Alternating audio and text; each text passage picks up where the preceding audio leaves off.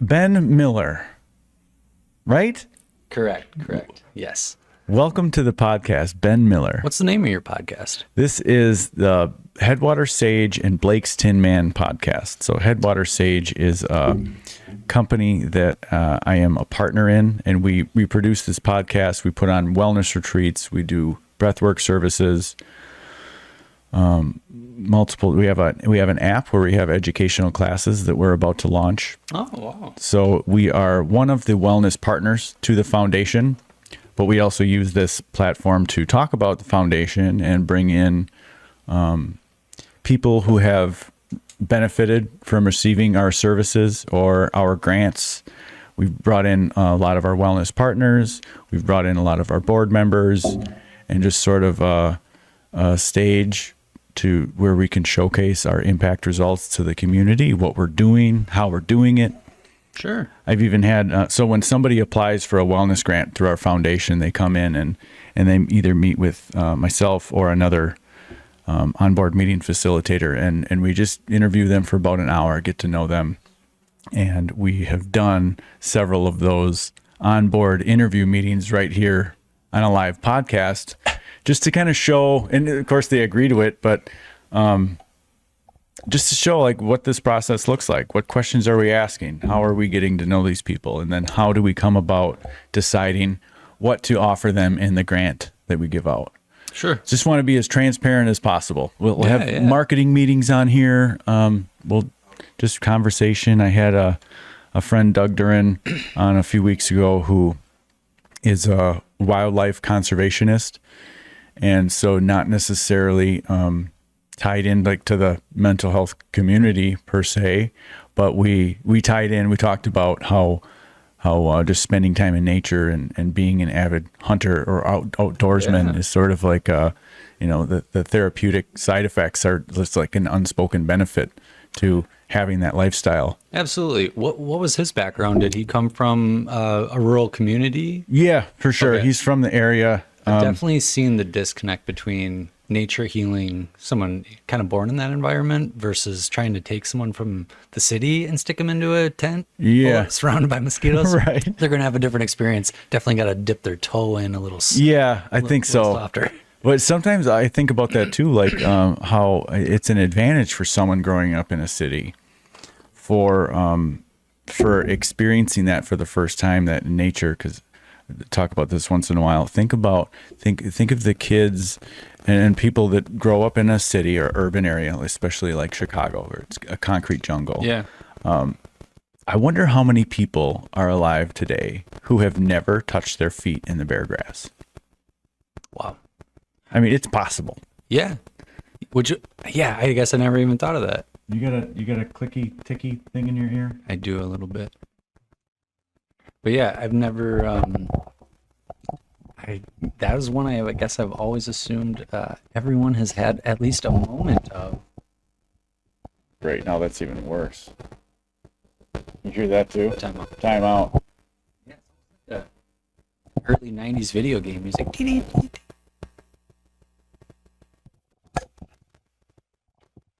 This is a first. Let me just reconnect a few things. It's definitely something with my cord, I think. It's your headphone cord is just your monitor, so it shouldn't be that. So as I move it, it's changing. It is? Yeah. But why am I hearing it? You know?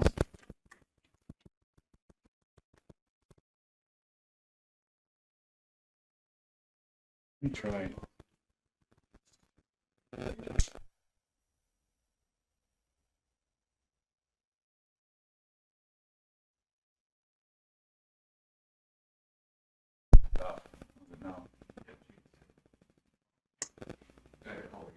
Yeah, it's weird. Still there? I feel like it's something with this cord because now it's gone. It could, if it's just our monitor, we'll just deal with the annoyance.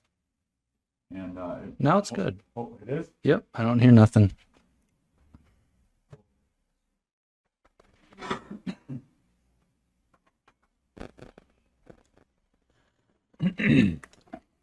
All right. Yes, that's better. Where were we? We were talking about grass. Yeah, grass. Bare feet in the grass. Some people might never experienced it. and now like what is it? It's called grounding, right? Yes. But like think of, the Native Americans like laughing at the fact that we have a term for that. Yeah, it was just life. That was just life for them. Yeah. We don't have shoes. Right. So, but yeah, grounding it's just proven that if you spend time in nature with your bare feet on the ground, touching the grass, working in the dirt. So what do you think's actually happening? Are we actually absorbing energy from the earth? Is it the sensation of the grass trickling into our dopamine receptors and just giving us little feel-good chemicals? I wonder what's the actual mechanism to elicit the result that we see. I don't know. I think it has something to do with the electrical energy of the earth. You do? I mean, just, and I don't know why I think that, but I mean, you set up an electrical system for a house, it doesn't work unless it is grounded, right? Yeah. Which is kind of amazing.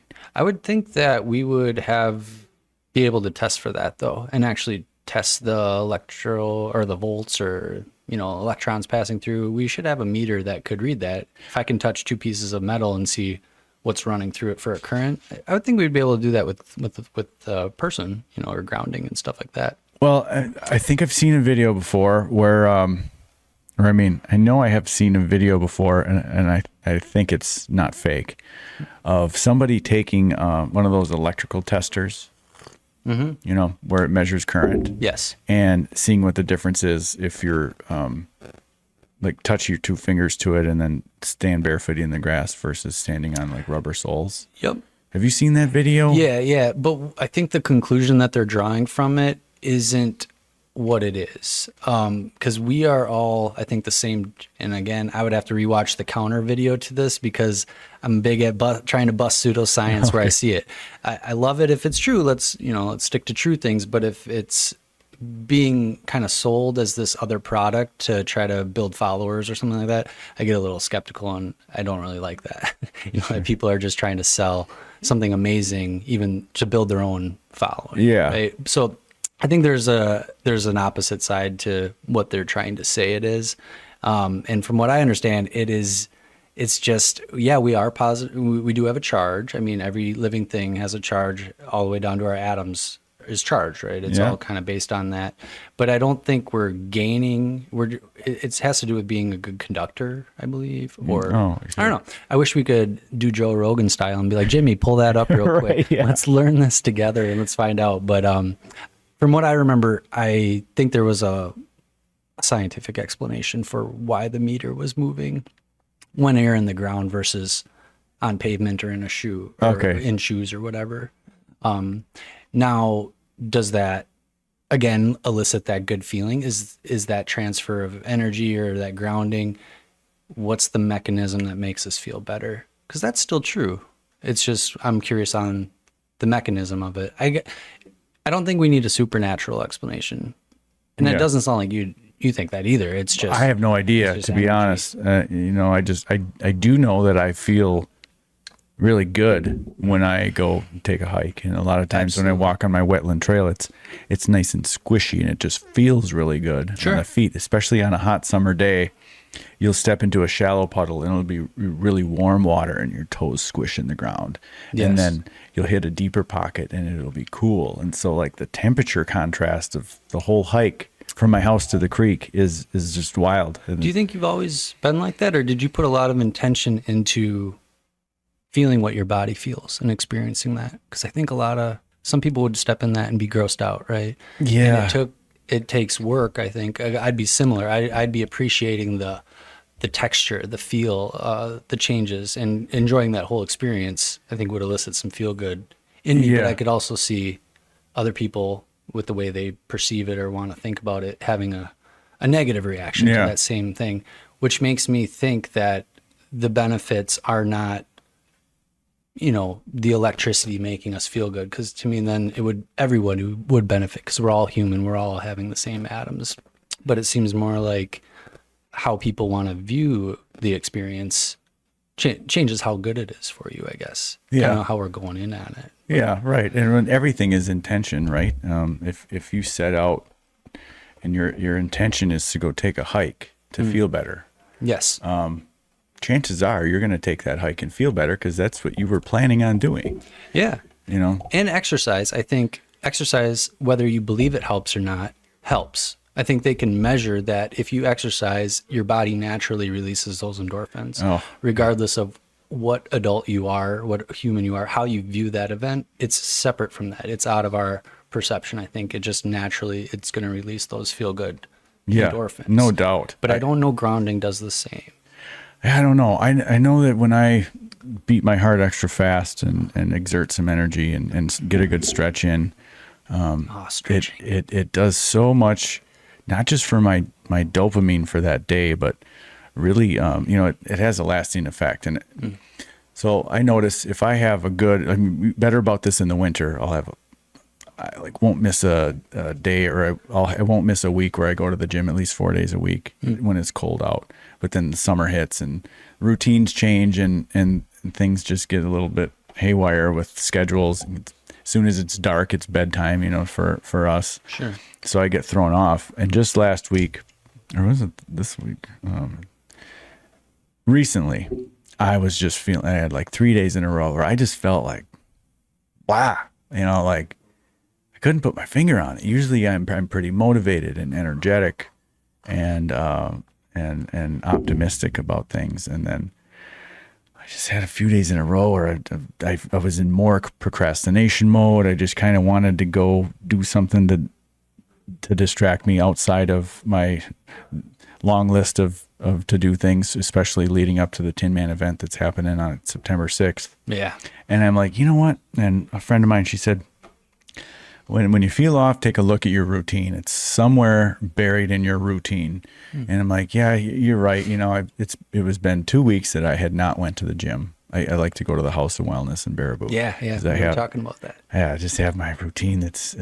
I love it. Like even if it's hot out or nice out, and I could enjoy a nice outdoor run, there's something I like about my routine there, which includes a treadmill, lifting weights, doing some yoga, and then sitting in the hot tub. Sure. It's those 4 things. And then what I'm listening to in my headphones the whole time, it's just this complete reset into a Zen mode. Yeah. And give yourself a little spa treatment, right? And I left work that day at like 2:00. I'm like, I don't care. I'm sneaking a workout in. So I went home, grabbed my gym bag, and went there. And that was just one day. I think that was 3 days ago. And I just felt amazing ever since then. Yeah. Did some yoga yesterday morning to the sunrise. And it's those little things. It doesn't have to be every day, but every time you do practice that self-care, whether it's exercise or just stretching or whatever it is, walk in the woods. Yeah. Man, it just makes you feel good. Yeah. And absolutely. It can last for a while. So I feel like if I have a 3-month stretch where I do it a lot, I could maybe take a month off and feel okay. But then it'll catch up, and it's like you need to get that back. It's very easy to fall out of your good routines. Yeah. Yeah, definitely.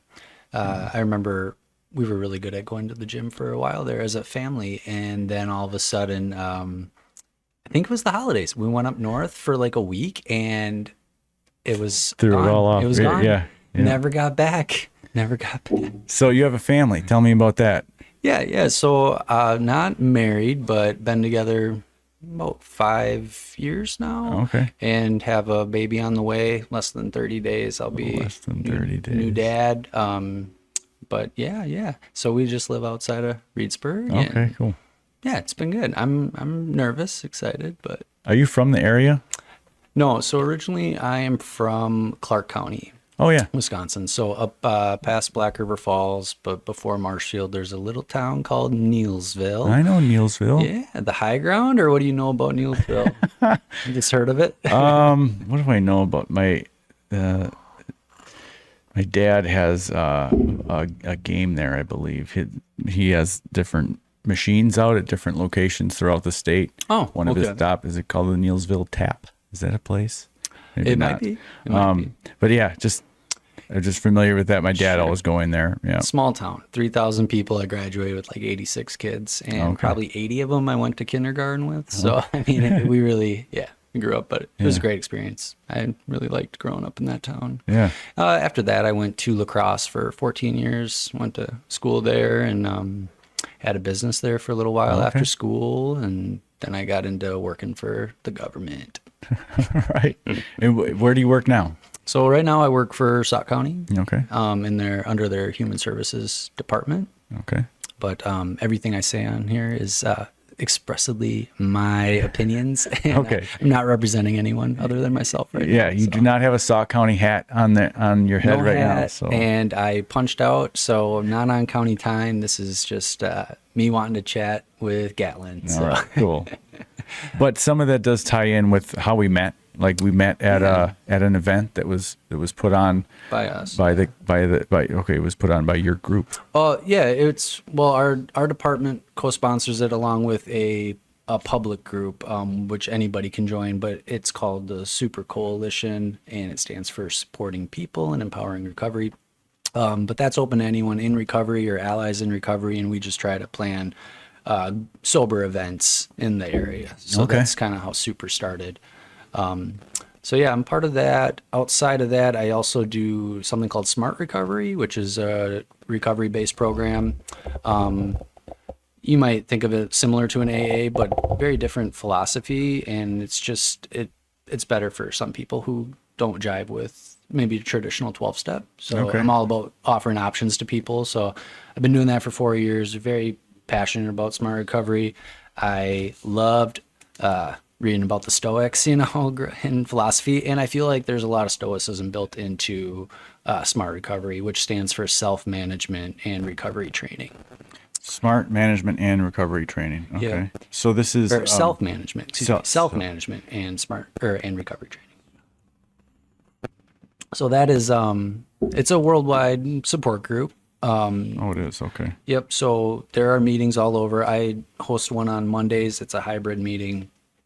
So I got people from all over the country and all over the world joining, and then some local people show up too. Where's that held? I do that right at the Human Services building. Okay, so that's part of your. That part is part of your Sauk County hat when you wear that. Yeah. I suppose in some ways, but it wasn't there before I started. I mean, I brought it to the county because it was needed. Sure. I was first exposed to it back in 2006, 7, I guess, or no, maybe it's a little after that. But anyways, in La Crosse, bigger cities kind of have that. But yeah, AA, NA didn't really appeal to me at the time. Very different in philosophy, and Smart Recovery just was much more up my alley. Sure. I guess. Would you say AA and NA are closely related in their whole concept and philosophy? As not an expert on either of those two, because I only attended a couple and was like, it wasn't for me. But from what I understand and just research in my time in the field, I guess, the steps are very similar and the philosophies are similar. The only difference is one's specifically for alcoholics and one is for everybody else. Okay. And so what would you say is like a couple main bullet points on how Smart Recovery differs from those other two organizations? Yeah, so instead of steps, we have, I guess you could say points or certain points that we focus on. So first one would be building motivation and maintaining motivation to change. Okay. Smart Recovery is for any behavior that you want to change. You can use Smart Recovery. Okay.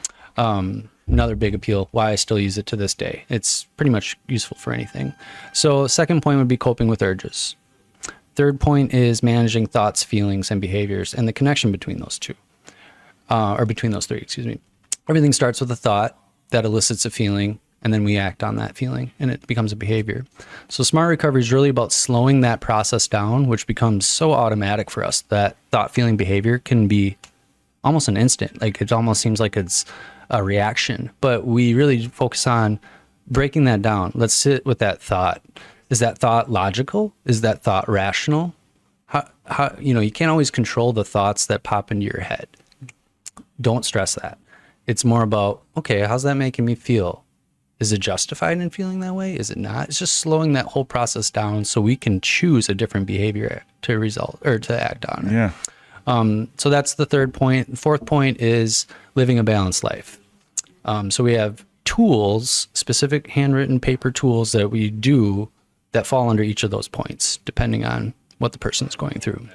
So somebody who's new to the program, we're going to start with building and maintaining motivation, right?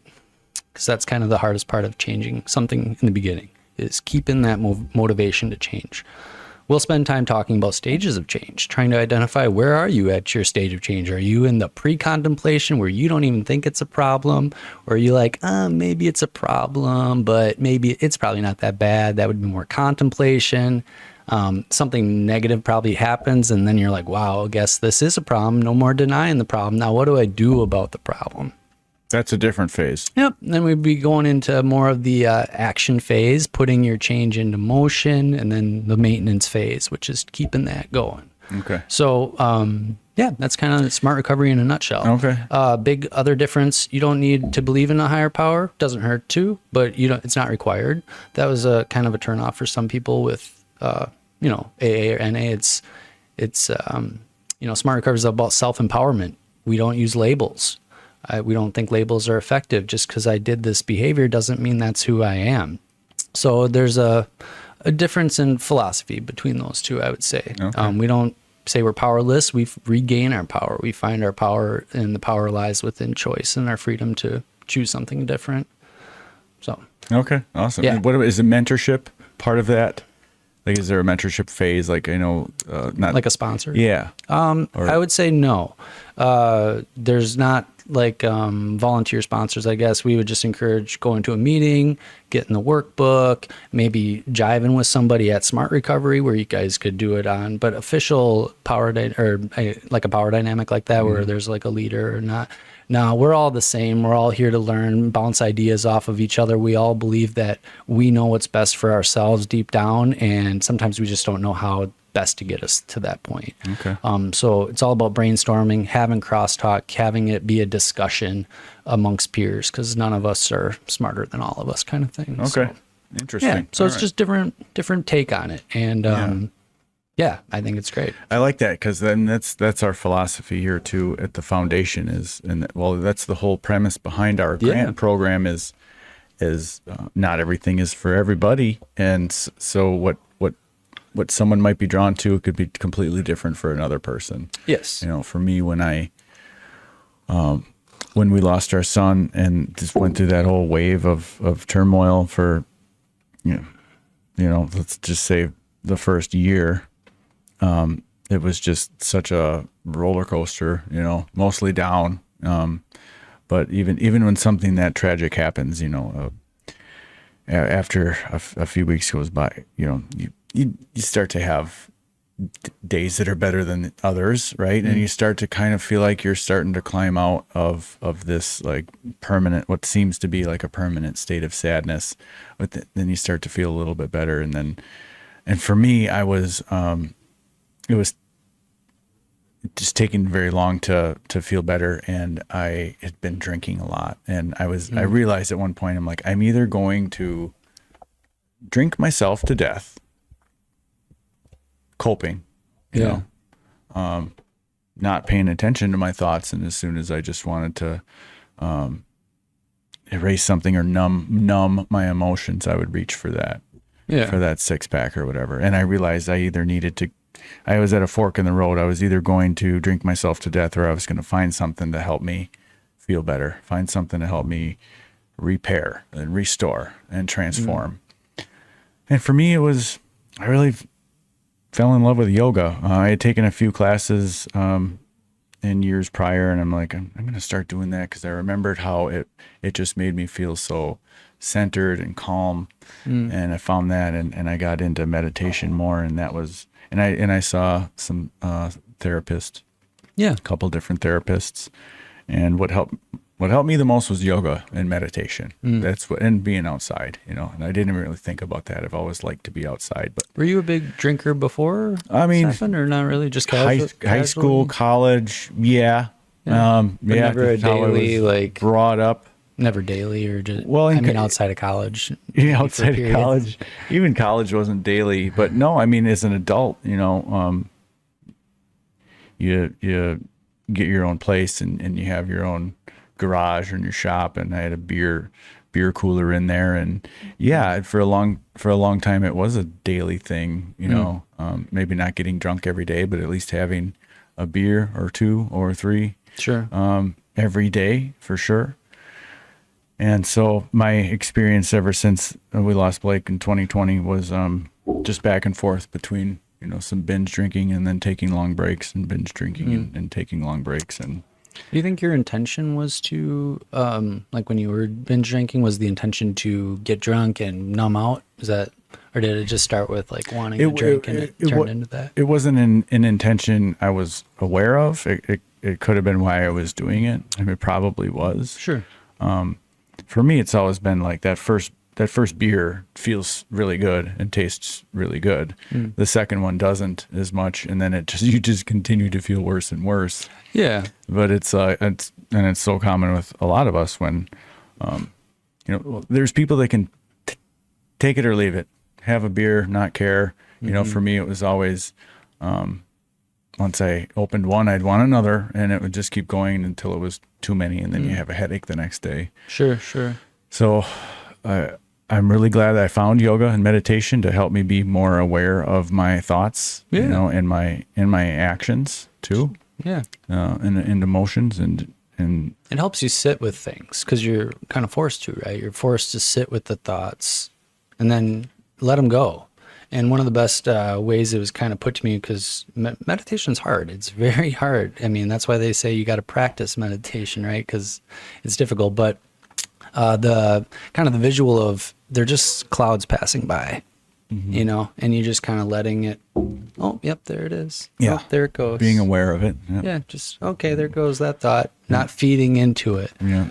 Big part of smart recovery too, I think, is not to go back to that, but yeah, huge part of it, not feeding into those thoughts. And in fact, how do we challenge them, or, you know, let them go, you know, completely. Yeah. So yeah, for sure. That was the first thing that popped in my head when you mentioned that.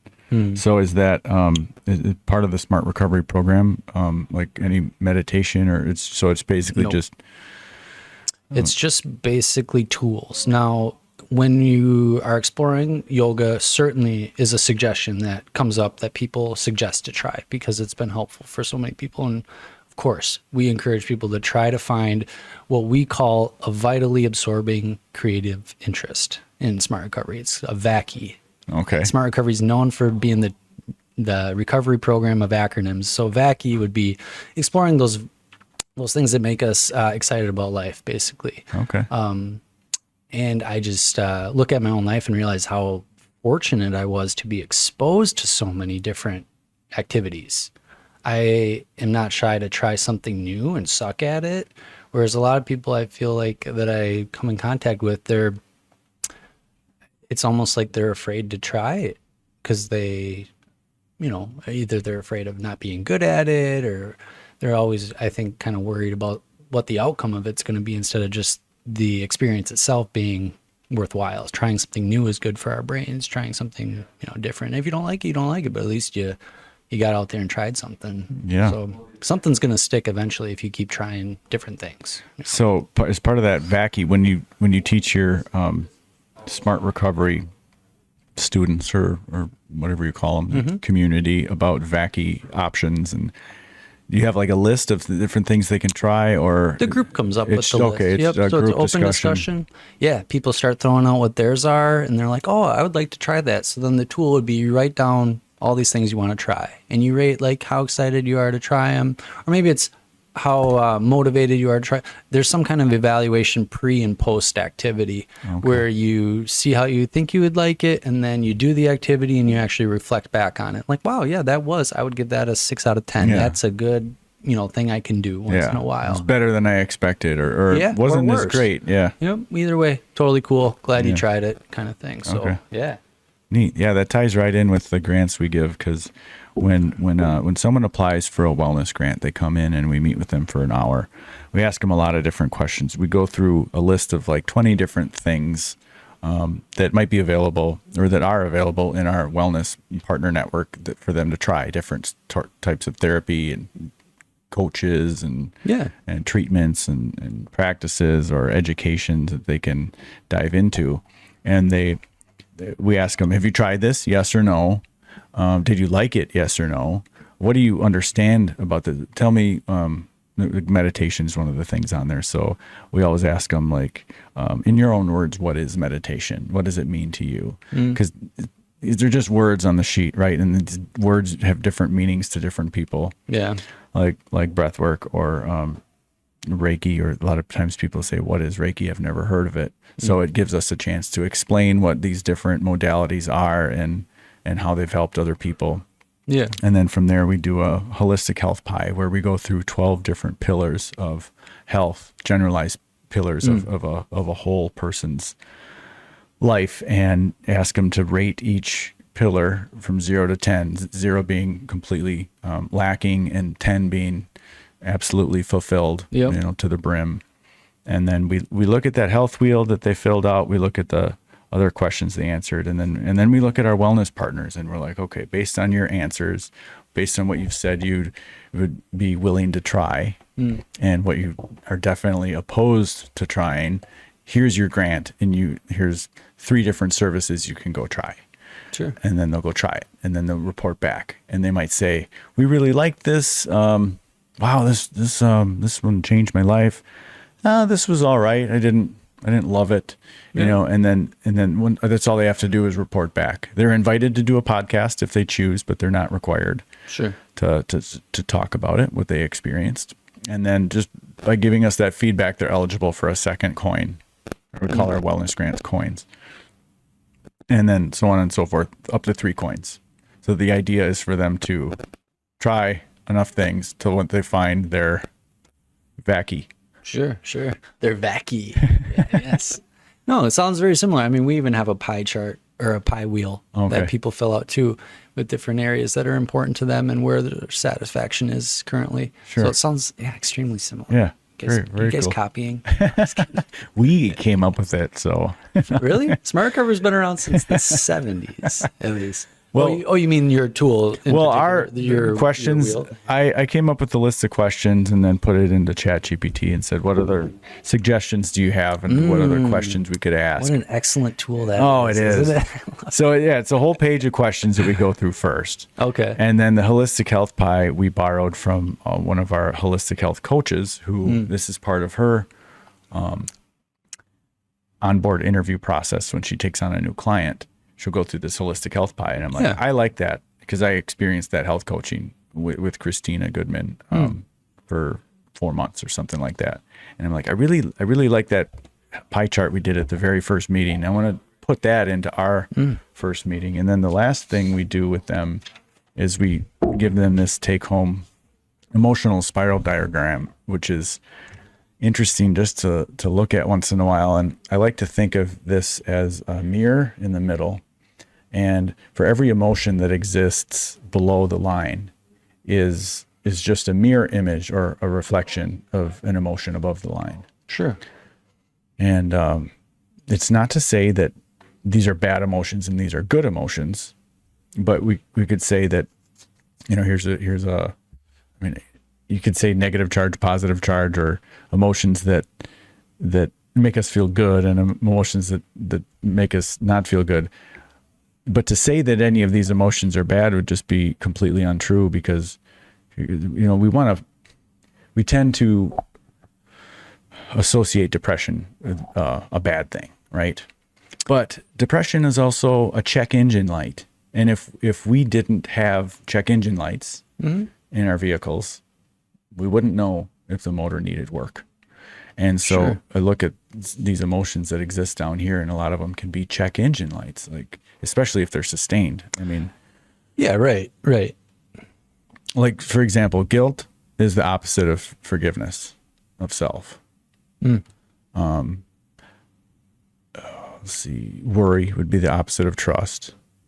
Doubt would be the opposite of faith, so on and so forth. And what do you think is, what's their takeaway when they look at this? Or what's the overall message? So yes, we all have feelings.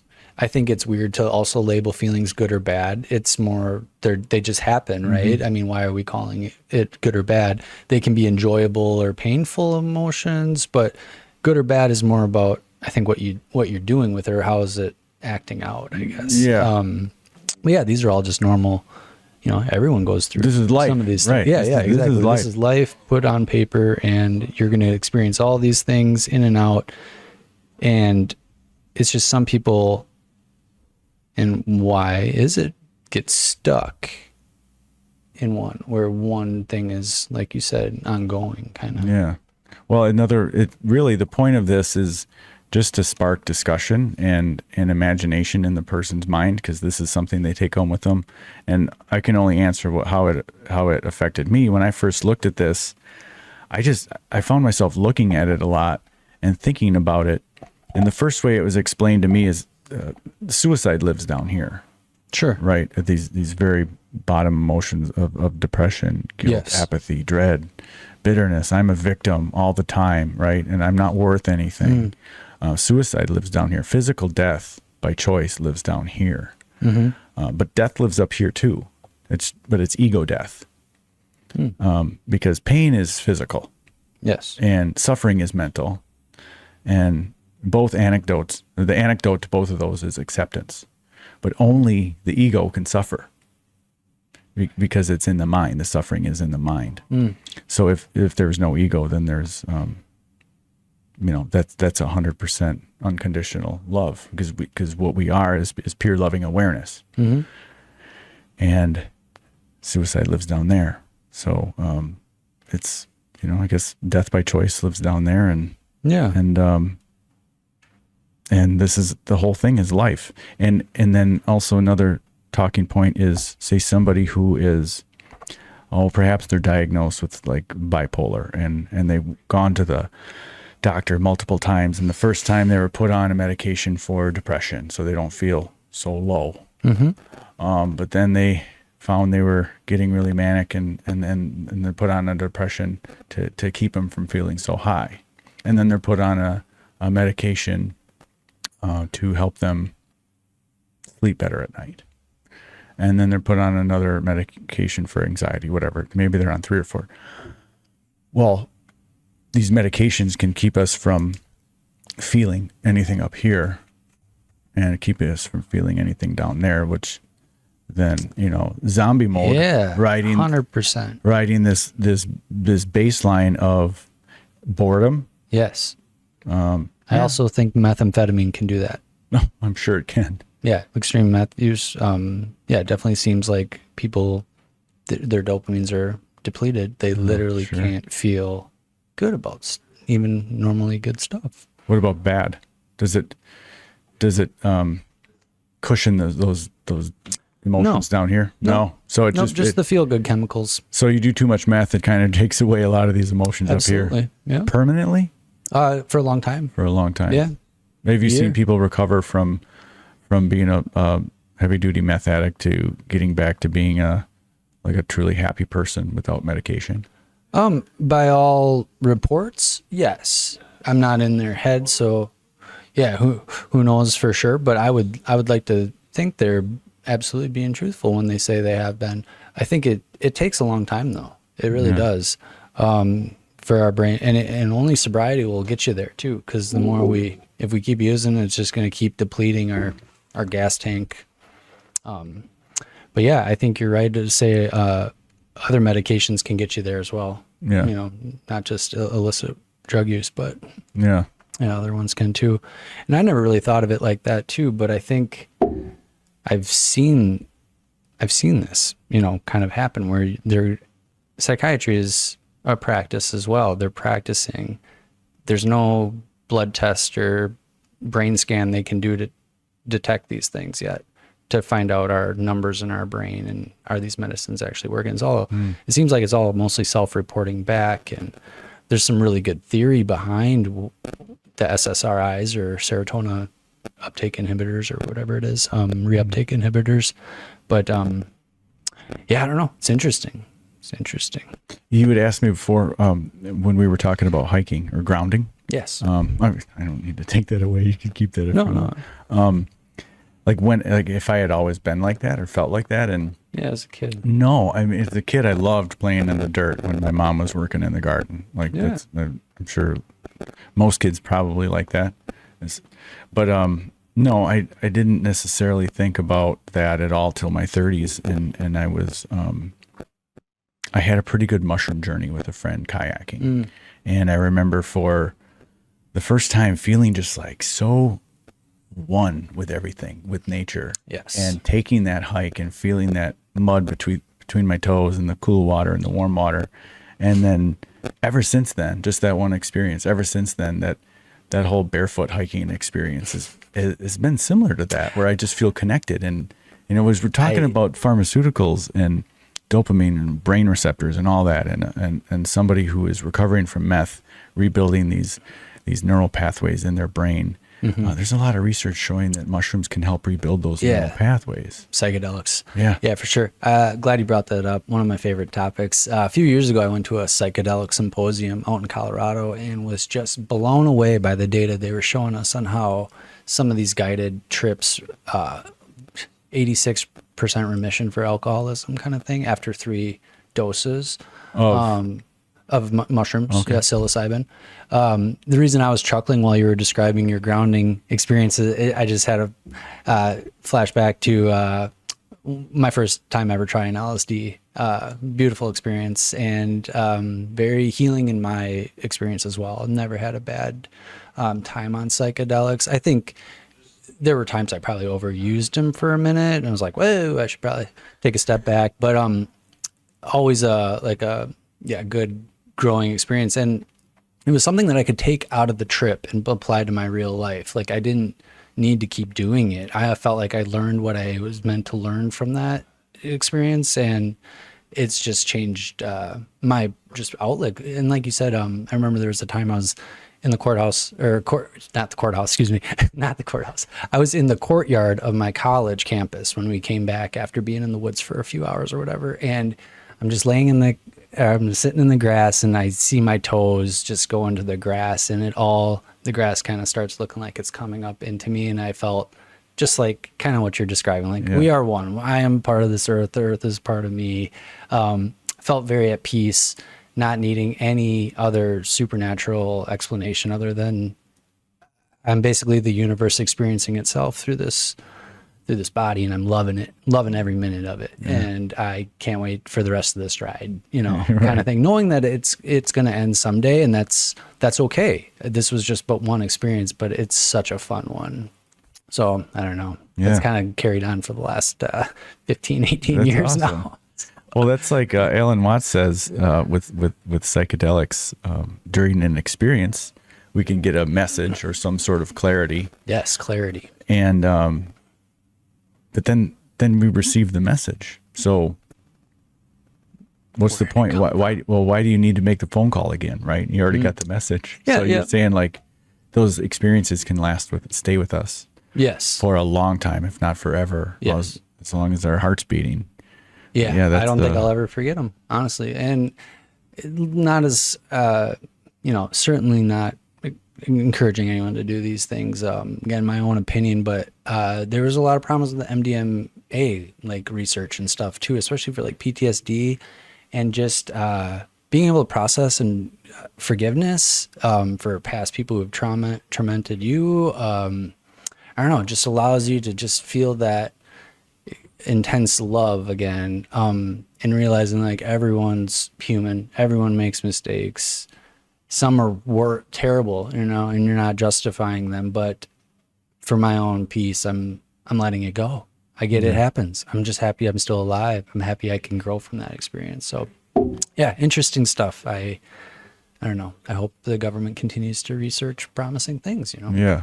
But at least it seems that it's going that direction. I mean, it seems like, maybe not the government right now, but there's a few states that have decriminalized that, and I don't know what the... I worry it's going to backfire when you just recreationally open it up.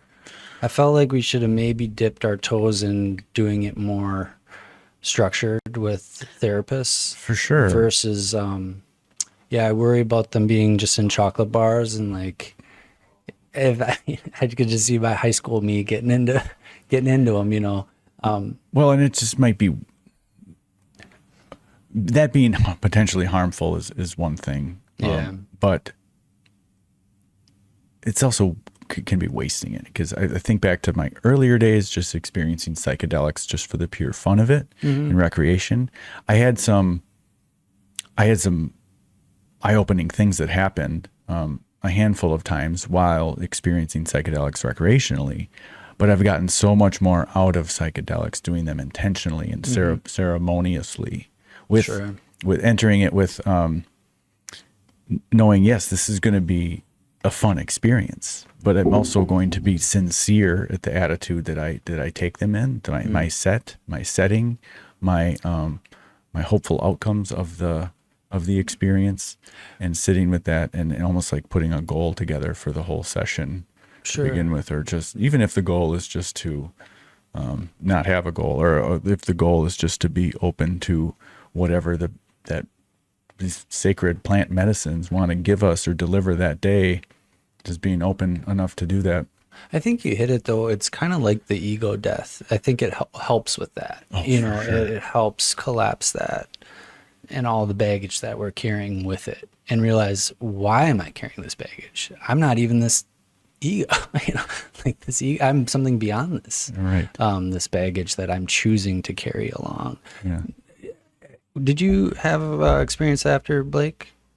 Yes. Like that? Oh yeah. How long did you wait until afterwards? Because to me, that was always a huge concern, like something traumatic. I would be afraid to engage when maybe it's the time to, but I would always be worried about it just being just a wrong environment, I don't know, just where it could maybe get dark, Yeah, it was probably almost a year, because I had similar thoughts, like maybe now is not the time. My first experience with psychedelics after Blake had passed away was dimethyltryptamine, DMT, and that was a very this was a pen, like a weed pen, right? Yeah, it's a DMT pen. Yeah, and it was it lasted for about 10 minutes, but it felt like a lot longer. And I was lying in my bed, and my wife was still, I don't know, she was doing something with the kids. She wasn't in the bedroom at the time, and it was dark, and I hit the pen 4 times, set it on my nightstand, and all of a sudden I ascended into the cosmos. It was very dark, but then I came upon this very colorful throne, and on this throne, and it was a giant throne. I mean, compared to the size of our bodies right now, this throne was the size of this building, okay? Or maybe a little smaller. And it was very colorful. It was like flowy, iridescent, rainbowy. And there was this beautiful woman sitting in the throne with this really long hair, and her whole body, her skin, her clothing, her hair, her face, and everything was just swirly colors. She had this long flowing hair, and she picked me up, and I was like a little newborn, even maybe like a premature sized baby that she was holding. And she just held me, and I started bawling. In the dream? In the experience, and in real life. Oh, you woke up with actual... Oh, yeah. Oh. And she didn't say anything. She just held me. And I've never felt such a warm, welcoming, you are home, you are everything feeling. And then almost at the snap of a finger, I came out of it. And I'm just crying, the tears of gratitude when I woke up, like, God. And then Sasha walks in the room, and she's like, what are you doing? It smells like mothballs in here. I'm like, yeah. I hit the pen, and I'm like, Sasha, I just met God. I just met God, and she's a woman. Apparently that was Mother Ayahuasca that I met. I mean, it's a common experience that you can, and I even did some Google image searching, and I found some images that other people had experienced and put to some art or drew on paper somehow. And I was like, yeah, that was her. Have you noticed, like, do women also, when they have these experiences, are they meeting this woman in the throne? So I've never met anyone who's had this experience with meeting the woman in the throne. But the interesting thing about a DMT experience is that every time is very, very different. Sure. Very different. I've never had to of even remotely. Well, I could have two experiences that were kind of similar. I only had one with it, and I don't even know if it worked because I was under the influence of some other things. I had a music festival, and I remember in a hammock lying there. Definitely went to the cosmos for a minute. Didn't feel like very long, but it was more, to me, it was just more like Star Trek-y space travel, light speed kind of stuff. Okay. So I didn't get to meet anybody, unfortunately. But yeah, and neither have I outside of that one. with your other ones? Yeah, as far as meeting an entity of some kind. Or being embraced by something like that. Interesting. Yeah. I had one experience where... But that was the first time after Blake. Yeah. Okay. Yeah, I think it probably was. And I don't remember that exactly, but it doesn't really matter. Sounds like it's just what you needed at that time. Yeah, though. probably. Just a hug. Yeah. A very beautiful, loving, giant woman. Yeah. It feels safe, right? It feels safe again, I think. Yeah. There was another experience I had with toad medicine, which is 5-MeO DMT. It's different than NN DMT. It's very different, actually.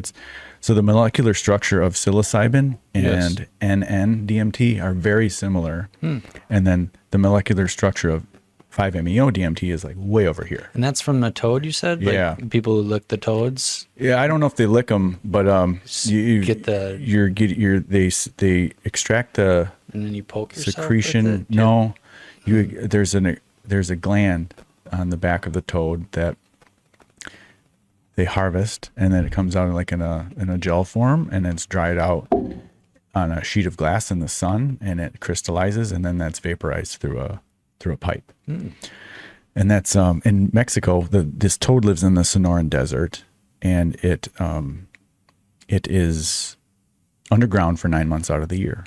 So it comes up 3 months out of the year. They're big toads. They're like the size of footballs. And the members of these tribes harvest the medicine. And in this Mexican tribe, it's a tradition for all 13-year-olds to experience their toad ceremony. And all the kids grow up really looking forward to it. They can't wait for that day that they get their toad medicine. And it's a beautiful experience for them. And then that's it. That they do it when they're 13. And then they're done forever? Nobody does. I don't know if they continue. Yeah, some maybe get into it, but hey, I got a toad. Yeah. Don't tell the elders. Right. But then they just laugh at us Americans who are opposed to it or are scared of it or want to outlaw it or keep it outlawed.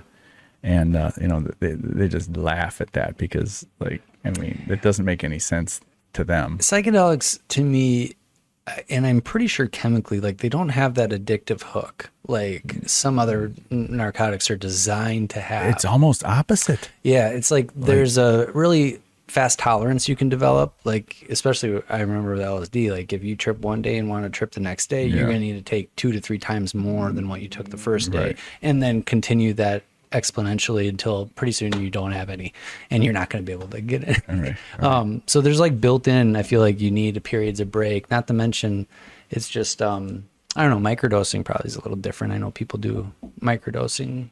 Yeah, daily or every other day, a little bit. Yeah. But for sure. I don't know. To me, I would feel like maybe that's even a little, I don't know. I don't know enough about it, but it's almost something like I would feel a little, it's that whole, it's natural. It's not a pharmaceutical, that I would be like more inclined to try something like that versus a pharmaceutical. Oh, yeah. But I don't know.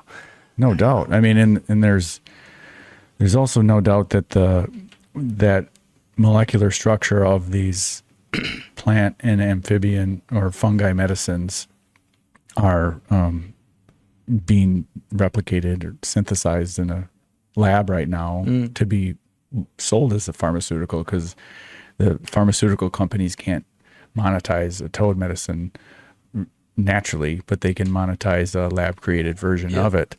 And then it begs the question of, is it going to be the same?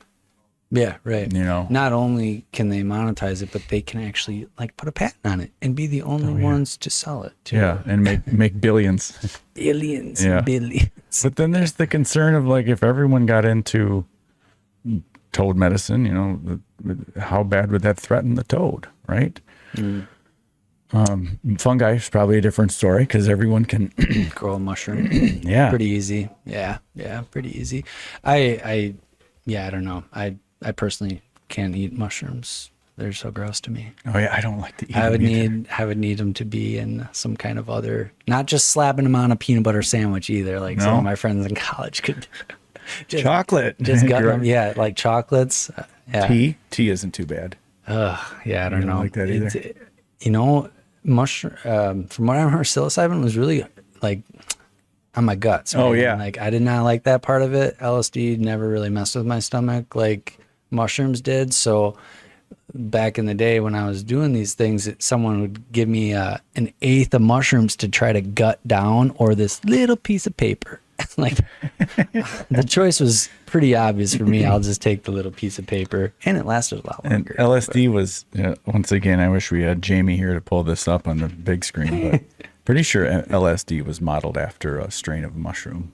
Was it? Yeah. I thought it was discovered by accident. The guy was playing with penicillin, and Albert Hoffman, was playing with that. Accidentally I've heard discovered that, spilt it on himself, went on his famous bike ride. Yeah, I've heard that story too. Oh, okay. But I think what I've also heard is that the molecular structure of that certain strain of mushroom is almost identical to LSD.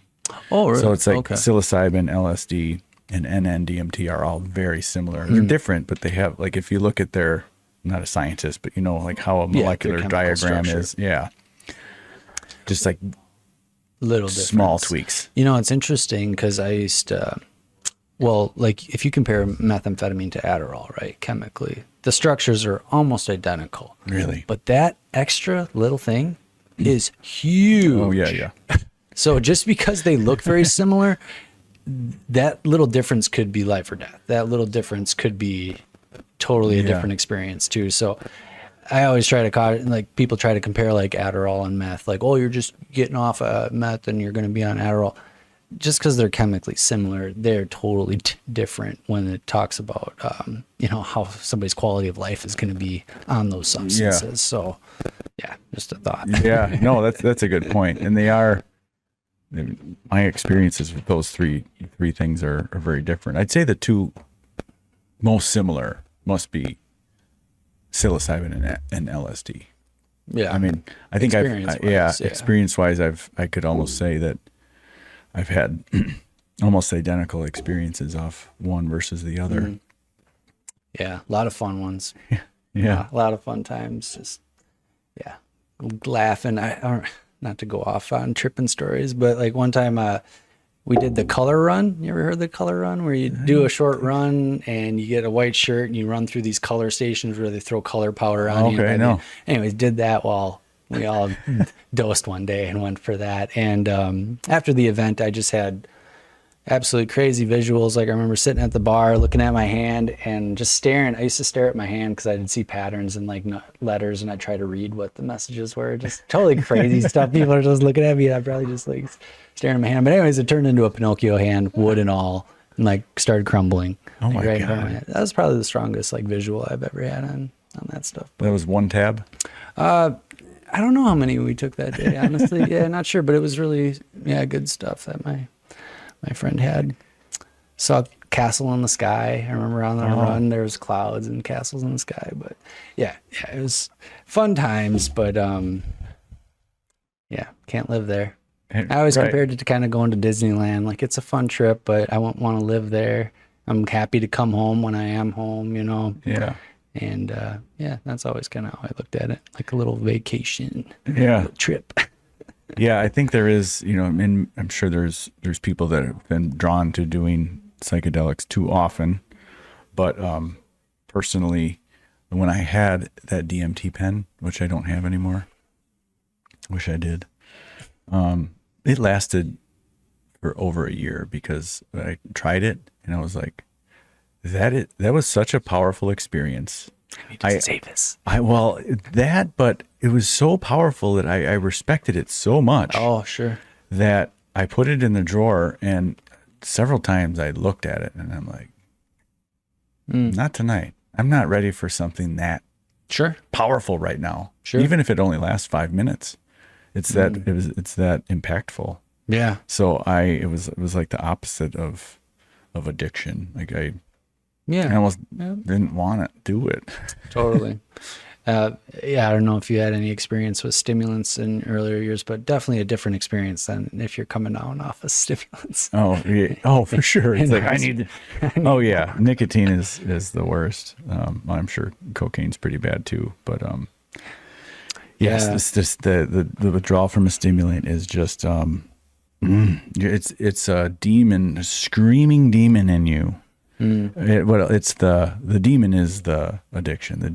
The scream inside you is that relationship that we have with that nicotine that's just screaming, saying, feed me. And it starts to knock on your door, and then it starts to talk loud, and then it starts to scream, and then it can be so fucking loud that you can't hear anything else. Sure. Banging on your door, feed me. Yeah. Yeah. I feel like I was always able, maybe I'm definitely just one of those lucky ones who can pump the brakes when I felt like it was getting to that point, to never have to go through the excruciating parts of it. There'd be some uncomfortable days coming down off of stimulants, maybe groggy for 3 or 4, but never sunk me into like a motivationless depression. You know, I always had other stuff I had to do. I had to go to work. I had to go to class. I had, Sure. Other stuff I dragged my butt to it. Responsible, or your responsibilities kept you from tunneling down or funneling down. And I think about a lot of my friends who had different results. We all were kind of dabbling in the same substances. So why did some of my friends overdose and die? Why did some of my friends go into heroin and harder stuff? And why did some end up, jumping off a cliff in La Crosse? Like, why? We're all kind of, and from outside, just kind of knowing there, came from wealthy families too, like perfect little American families. So it was just kind of, I don't know, that's, I think why I got interested in what I do now, or why I like to help people, is because that was my crowd. That was my comfort zone. I liked people who were willing to push the boundaries or step outside for a different experience or a different perspective, kind of like mentally hungry for more, I just like that crowd. But it really ruined a lot of my friends' lives too. It's sad. But that's what pushed you into this career. I would think so. Yeah. Not to mention, I also got in some legal trouble when I was 19. I was trafficking some marijuana from, I guess, Mexico back to Wisconsin. I was just on spring break and I bought some marijuana, wanted to come home with it because it was a good deal down there. Was it like how much?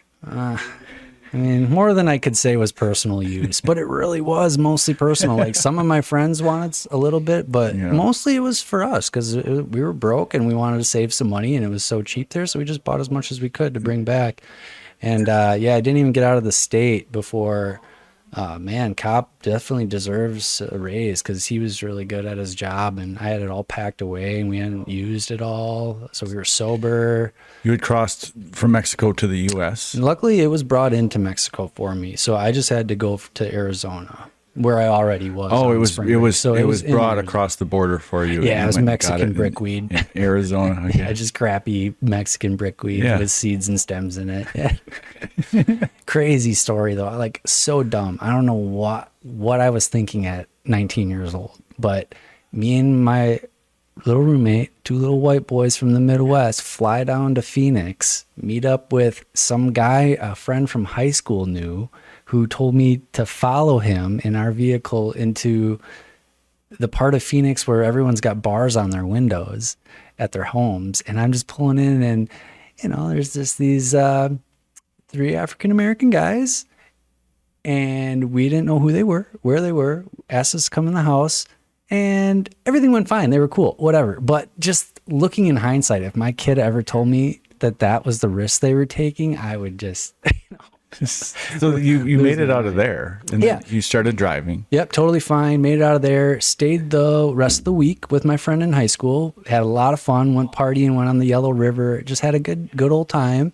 And then it was time for me and my roommate to get back. We had college starting in a week, so we had to get home, and we were gonna do that cross country drive. And whose car? Because you flew there. Yeah, so flew there, bought a car while we were down there. That was one of the reasons with I was flying Arizona there. plates. Yep, Arizona plates, handicap plates on top of that, which probably looks suspicious in hindsight. But those were the plates that I bought it with. Transferred everything, was legally mine. So yeah, they ended up. So what happened? So me and my roommate were driving. We ended up getting tired, so we pulled over to this little roach-infested motel, cheapo, whatever, and we just crashed for a few hours. Got up the next morning, 9 a.m. Gonna make some good miles today. Didn't even get 10 miles down the road, and they pulled me over for doing 80 in a posted 75 speed limit. Oh. So I was only doing 5 over. Thought I was fine, but whatever. But needless to say, we were just suspicious all around. We had a new car we bought in Arizona. We were 2 boys from the Midwest. Our story, while it was all true, sounded unlikely. Like, yeah, we were just down here for a week, hanging out with my friend from high school for whatever. Bought a car. Yeah, bought a car. I needed a car. And needless to say, they did their investigation.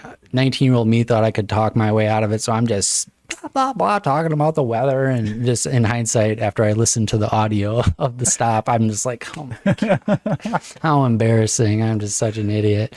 Long story short, charged with 6 felonies. Marijuana was a felony at the time in Arizona, so a pipe was a felony. So I had a laundry list of charges. First time ever getting arrested. I'm 2,000 miles from home in a little Arizona jail cell out in the middle of the desert. Absolutely wild experience. Only time in my life I thought I'd ruin my life, forever. I was only time I've ever thought about just ending it.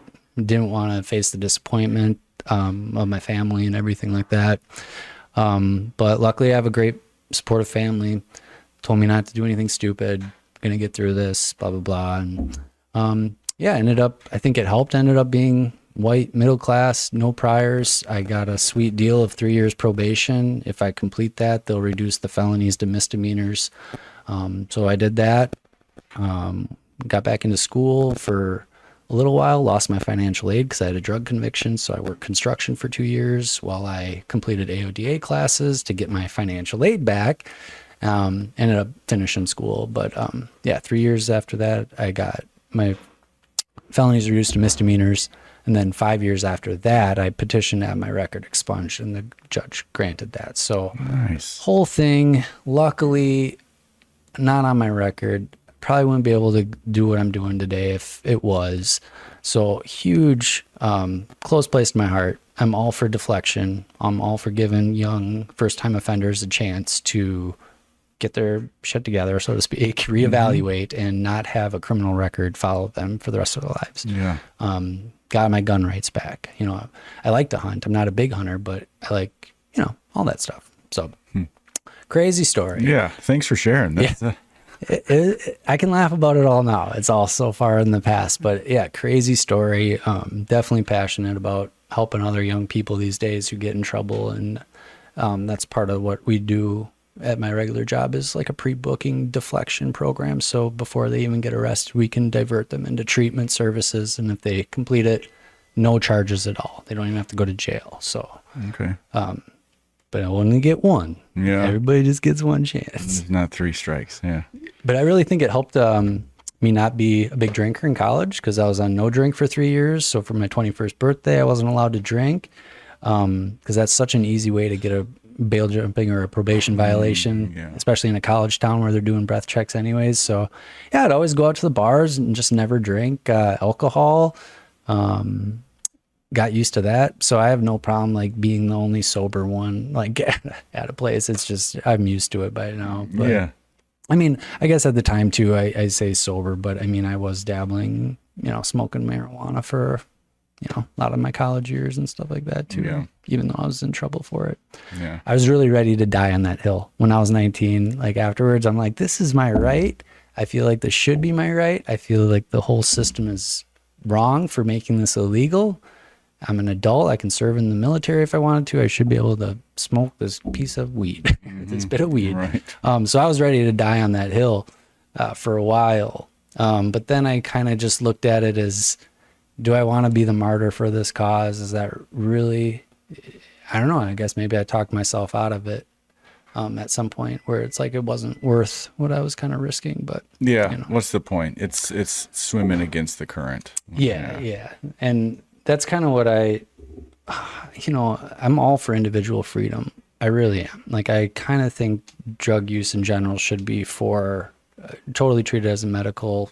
If it gets to that point, like if you have a problem, then it's a medical concern. I don't feel like it should be a criminal act. I guess I don't think we should criminalize that. So I don't know. I'm for individual freedom. If someone wants to use heroin their whole life, then I hope they're safe while they do it, and as long as they're not stealing to support their habit, then I don't see how society can really criticize him any more than the person who drinks every day after work.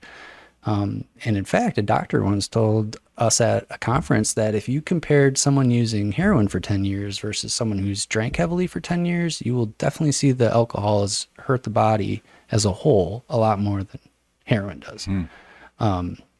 Especially if it's all different if you're like shooting up using dirty needles and stuff, but just alcohol affects so many different organs of your body. Whereas heroin's pretty much between the ears. Like it's not affecting your liver. It's not affecting your lungs. Yeah. So I don't know. That was really interesting. I never looked at it quite the same after that doctor said that to me. Yeah. Interesting that alcohol is so, heavy, because we say things like, I'm off all the hard drugs, but I still drink, right? Yeah, that's one of the hardest. It's like, wait a sec. So alcohol's not a hard drug. Is that a true statement? Yeah, no, it's just an accepted one. It's a very accepted one. But yeah, no, I feel like alcohol is one of the hardest on the bodies. And and as far as like quitting, it's one of the only that can kill you for quitting. Yeah, that and benzos are the only two you can die during withdrawals from. Sure. Heroin won't kill you. You'll feel like you're dying, but you won't die from heroin withdrawals. Same with stimulants. But yeah, benzodiazepines and alcohol, you literally can die if you just abruptly stop taking them. Do you know anyone who's taken iboga or ibogaine? That's different than ayahuasca, right? Yeah, it's like a 72-hour experience. Apparently, it's administered like by a nurse. Ibogaine is like in an IV drip. Okay. Ibogaine is the man-made version of the chemical that's in the iboga plant, and the nurse has to give you magnesium drip to protect the heart, because iboga and ibogaine are very taxing on the heart. So if you don't have a really healthy heart, you shouldn't do it. But it's a 72-hour psychedelic experience where it's something like it comes on after a few hours and it lasts for like 12 hours and then it stops. And then there's another round. Without introducing more of it? It just subsides and then comes back naturally as it processes? Yeah. Interesting. And so many people who have done it have come out of it the other end completely free of withdrawal symptoms from heroin. Like it can bypass that whole uncomfortable stage of and alcoholism. Could be kind amazing. Of anything. I did meet someone who did it. She was working on her bulimia, and it didn't work. It did not help for that.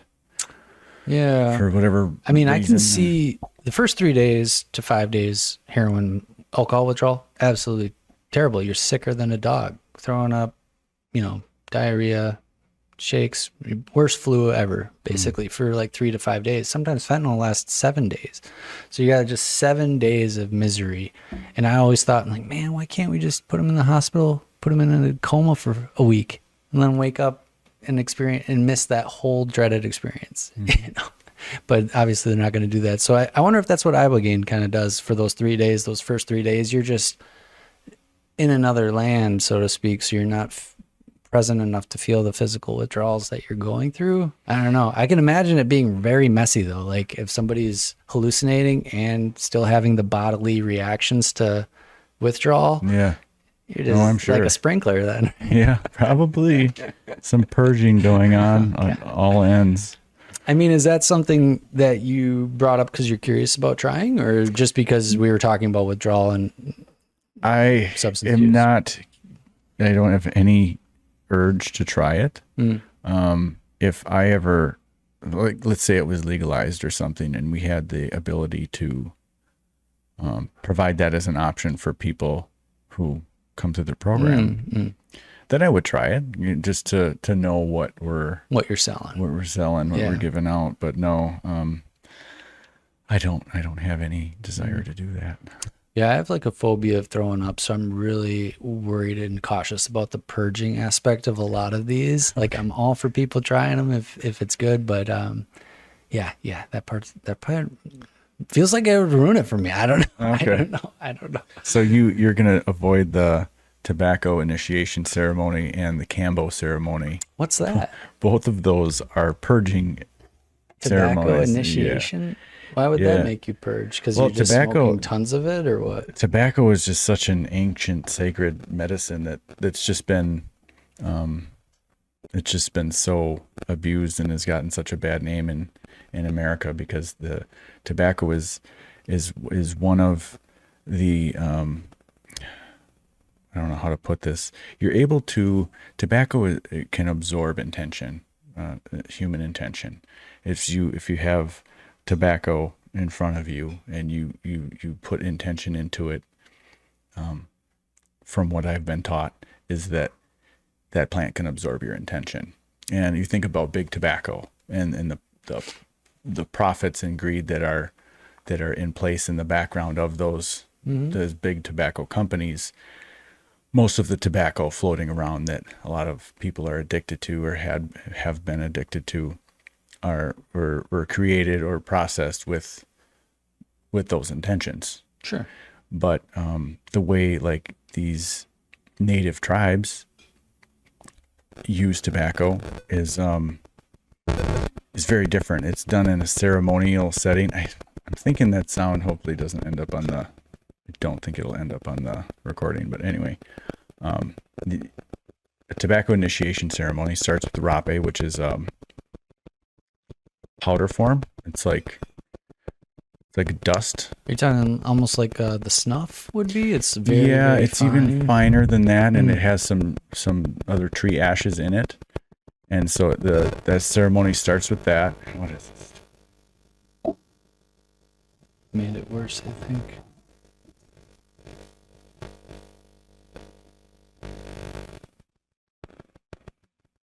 Replace that cord and see what's going on there. Yeah. But after the rape is administered, sometimes that induces a purge. You get this heavy grounding effect, just like you feel like you're just melting into the earth. And then if the rape dose is big, or if you don't have a good tolerance to tobacco, you can purge at that point. But then after that, there is tobacco tea that's passed around, and you drink the tea, and it's pretty much guaranteed purge. 90% plus of the time it comes out the mouth, and then other times it goes out the other way. Sure. The Cambo, and it's a cleansing experience. It's you're getting rid of toxins in your body. I like how you keep using the word purge to like desensitize it. It's not throwing up. It's not vomiting. It's just a purge. Well, it's a good thought. It's like natural. So Cambo is from a toad. Yeah. A frog. It is non-psychedelic. And Cambo is this, I don't know where What's they the point get of it it from. then? What does Well, it do it's for you? If it's a psychedelic? peptide purge. So Is that the one where they poke you with it? well, you take like incense. You can barely see my scars from it. Where you burn. They'll take they'll kind of get a gauge of your tolerance of the medicine by giving you one little dot. It's called a gate. They'll burn you with some incense. Tss, takes the outer skin off, so you got some raw skin exposed. Yeah. They put this medicine on, which looks like just a little tiny dash of horseradish. Sure. On the one gate, and then you sit with that for 5 or 10 minutes to see how it affects your body. Sure. Some people are really sensitive to it. Other people have a high tolerance. So then based on that test is like how many gates you're going to open total. So for me, it was 6. So they opened up 6 gates, wiped off the dead skin, sanitized it, put the medicine on, and then they keep spraying it with water to keep it moisturized and active. And about 10 minutes goes by and you get more hot than you've ever been in your life. And then your guts start to hurt and go into knots, and then you get nauseous, and then you start drinking lots of water, and you purge. You fill up. I filled up a white garbage can that tall, like that big around, and inside it was nothing but bile and parasites, and mixed with the water that I had been drinking. Parasites. Why'd you have parasites? And we all do. Oh, And I have parasites right now?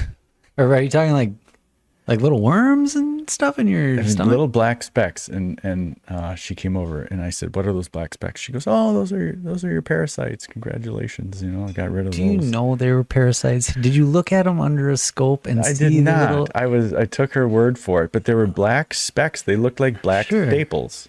I don't know what else. Black staples? Almost like a... Not like a perfect staple shape, but like black, just black specks, long, thin black specks. And I've seen this on Hamilton's Pharmacology. I don't know if you ever watched that show on Vice. He definitely did that exact experience. Yeah, okay. And actually, I remember the burning and how they put it on there. Yep. So he definitely did Cambo on that show. And I remember that now. And a half hour goes by and you're done. You come back to normal, and then you feel so good because you don't feel so shitty. Yeah. You just feel like, oh, I just survived. I just survived that, and your guts will be sore. Your muscles and your core will be sore from puking the next day. So you got your 6-pack, right? Yeah. And, oh, man. And my wife, when she did it, she couldn't puke. She's not a puker. She just never She did it and didn't throw up? She did it and didn't throw up. And Wow. she did it a second time and didn't throw up. So what was the point for her doing it if she didn't get that? I don't know. It makes you wonder, like, if she still felt sick and then it passed. Yeah, or if it still works through the body somehow. But it's what it is it's like 64 different peptides, and that's what the medicine is. It's a natural peptide, and then you get swelling, like swelling of the lips, swelling of the face. See, some people call that a poison. And it is a poison. Yeah, it absolutely is. I mean, so are mushrooms, though. Right. We're getting ourselves food poisoning. It just happens to make us see stuff. Yeah, it's funny. Yeah, what time we got? Hey, we got time. Yeah, we're over. I got to bounce. All right. We should finish this another time, though. Yeah, let's do it again. Because I feel like we just got going. Yeah, and I for just sure. got comfortable. But yeah, I got another appointment. I got to All right. bounce too. Sounds good. Well, breakfast or coffee sometime, Ben. Thank you for